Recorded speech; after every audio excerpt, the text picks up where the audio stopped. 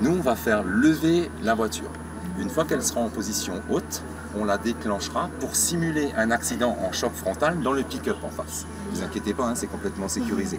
Dans ce simulateur de choc frontal, on tente de sensibiliser de jeunes passagers au danger de la vitesse.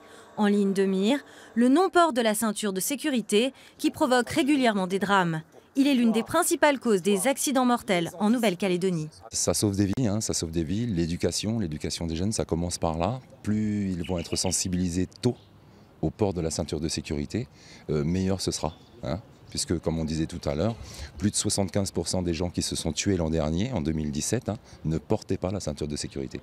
Un geste pourtant obligatoire depuis 45 ans, mais loin d'être un réflexe pour tous. C'est le fait de peut-être voir les autres ne pas mettre la ceinture ou peut-être une mauvaise habitude. Mais je pense que si on travaille plus sur ça, les jeunes pourront mettre la ceinture automatiquement.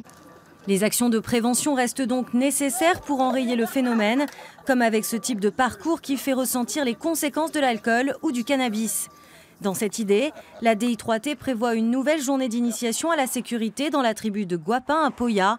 C'est sur les routes de la province Nord que l'on recense le plus d'accidents mortels.